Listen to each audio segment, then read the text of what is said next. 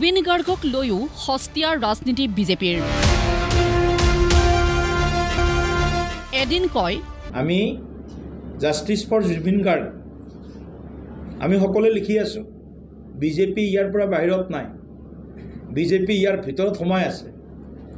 1.4 million যে জাষ্টিস for Zubeen Garg লিখা আছে তাত ভাৰতীয় জনতা পাৰ্টি অংশীদাৰ কিন্তু এতিয়া আমি আকৌ এটা বিজেপি কৰ্মকৰ্তাসকলে যাতে এই বিষয়টো আৰু অধিক ভিতৰত হৃদয়ত মন মগজুত সংস্থাপিত কৰি ৰাখিব পাৰে তাৰ কাৰণে ময়ো জুবিন আমিও জুবিন শীৰ্ষক এক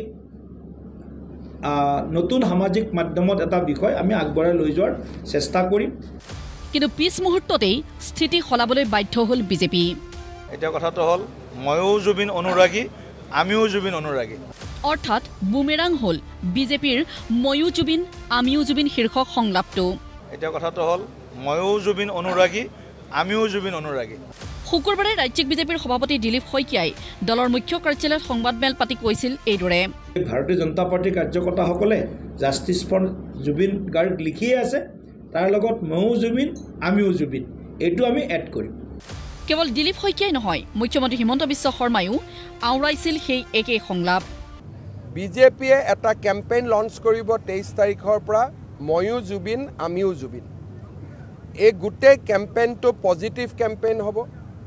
প্ৰত্যেকটো বিজেপিৰ বিধায়ক থকা সমষ্টিত জুবিন গাৰ্গৰ এটা প্ৰতিমূৰ্তি নিৰ্মাণ হ'ব 23 24 25 26 27 28 ৰাজপথত বিজেপিৰ সদস্যসকল থাকিব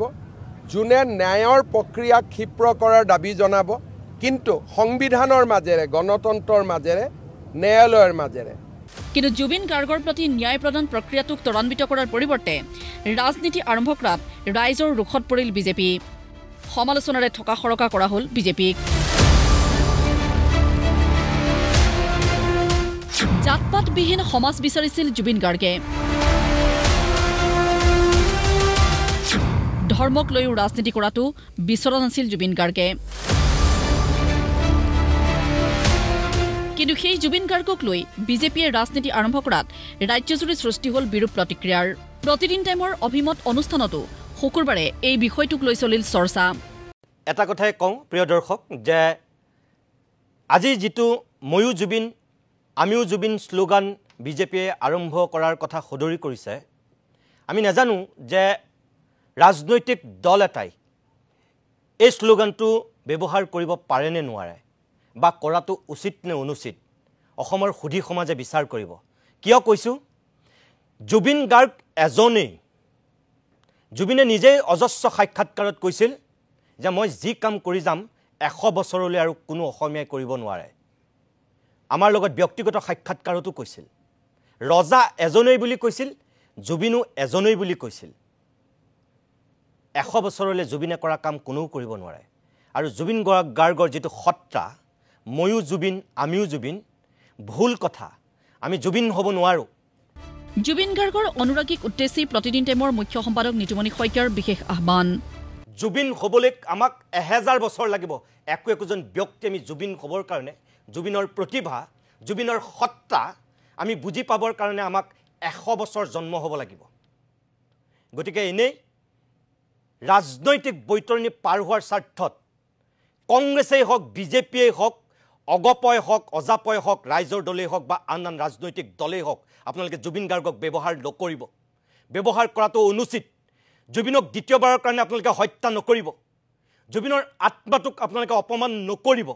জুবিনৰ নামটো ব্যৱহাৰ কৰি কাৰণ জুবিন গাৰ্গ হোৱাটো ইমান সহজ নহয় তাৰ পিছতে সুৰ সলাবলৈ বাধ্য হ'ল বিজেপি শুকুৰবাৰে নিশাৰ ভাগতে ৰাজ্যিক বিজেপিৰ ফেচবুক পেজত জিলিকিল এই নতুন সংলাপ ময়ো জুবিন অনুৰাগী আমিও জুবিন অনুৰাগী এটা কথাটো হ'ল ময়ো জুবিন অনুৰাগী আমিও জুবিন অনুৰাগী জুবিন গাৰ্গক লৈ বিজেপিয়ে আৰম্ভ কৰা এনে হস্তীয়া ৰাজনীতিৰ বিৰুদ্ধে সৰব ৰাইজৰ দলৰ সভাপতি তথা বিধায়ক অখিল গগৈ কালিৰ পৰা